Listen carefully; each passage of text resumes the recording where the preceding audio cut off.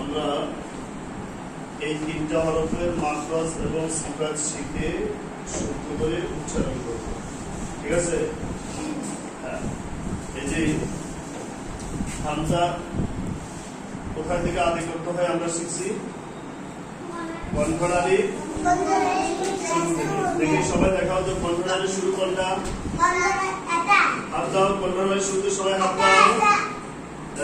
মাশাআল্লাহ, সাফওয়ান একেবারে ভালো করে দেখাচ্ছে কণ্ঠনালী।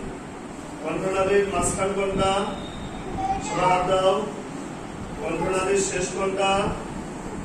মাশাআল্লাহ। তাহলে এই হামজা আদায় হবে কোথা থেকে? কণ্ঠনালীর শুরু থেকে না শেষ থেকে? শুরু থেকে। আদায় করতে হবে শক্তভাবে। কিভাবে আদায় করতে হবে? শক্তভাবে। হামজা অক্ষর শক্তভাবে পড়তে হয়। হামজা জবর আ। তুমি যদি বলো আ ই উ তাহলে হবে না, শক্ত করে আ আ আ আলহামদু।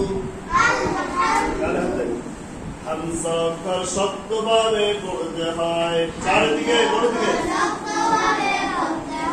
হামজা জবর আ। হামজা জের ই। হামজা পেশ উ। আইন করে গলা চিপে পড়তে হয়। আইন আদায় হবে কণ্ঠনালীর মাঝখান থেকে। আইন কোথা থেকে আদায় করতে হবে? দেখি কণ্ঠনালীর মাঝখান দেখাও তো সবাই। হলকের মাঝখান দেখাও সবাই। হলকের মাঝখানে হাত রাখাও। আইন কোথা থেকে আদায় করতে হবে? হলকের মাঝখান থেকে বা কণ্ঠনালীর মাঝখান থেকে। কিভাবে আদায় করতে হবে? কণ্ঠনালী চেপে, গলা চেপে আদায় করতে হবে।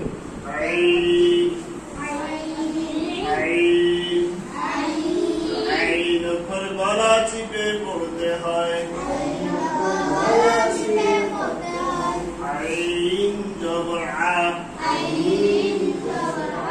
আইন জের ই। আইন পেশ উ। আইন অক্ষর কেমন করে পড়তে হয়? আইন জবর আ। সাফওয়ান বসো। আইন জের ই। আইন পেশ উ। এরপরে এই হরফটার নাম কি? ইয়া। কোথা থেকে আদায় করতে হবে?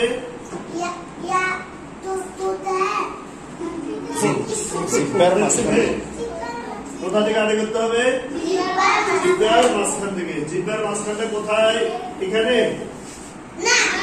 কোনটা? এখানে কোনটা? এইখানে। এটা হলো জিহ্বার মাঝখান থেকে। তাহলে ইয়া কোথা থেকে আদায় করতে হবে? জিহ্বার মাঝখান থেকে। জিহ্বার মাঝখানটা এই উপরের তালুর দিকে উঠে যাবে, তালুর সাথে লাগাই। ইয়া ইয়া অক্ষর ইয়া অক্ষর কোথা থেকে আদায় করতে হবে? জিহ্বার মাঝখান থেকে উপরের তালুর সাথে লাগিয়ে। জিহ্বার মাঝখান উপরের তালুর সাথে লাগিয়ে উচ্চারণ করতে হবে। কিভাবে আদায় করতে হবে? সুন্দর করে বসো। কিভাবে আদায় করতে হবে? শক্ত করে নাকি নরম করে? নরম করে। আওয়াজটা নরম হবে, শক্ত হবে না। যেমন হামজাটা হয়েছে শক্ত, আইন হয়েছে গলা চিপে, আর ইয়া হবে নরম ভাবে। ইয়া নরম ভাবে পড়তে হয়। ইয়া জবর ইয়া। ইয়া জের ই। ইয়া পেশ ইউ। এখানে তুমি শুধু ইউ এরকম বলতে হবে না। ইউ একদম বসে উপরের তালুর সাথে, জিহ্বাটা উপরের তালুর সাথে লাগবে। Yeah you. ইয়া অক্ষর নরম ভাবে পড়তে হয়। হামজা অক্ষর শক্তভাবে পড়তে হয়। আইন অক্ষর গলা চিপে পড়তে হয়।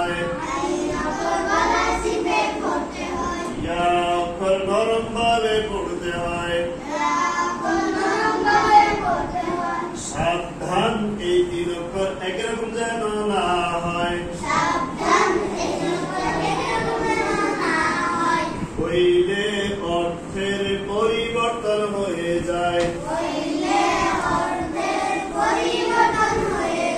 মাশাআল্লাহ, পারবে তো তোমরা সবাই? কে কে পারবে? হাত তোলো তো দেখি কে কে পারবে। মাশাআল্লাহ, ঠিক আছে।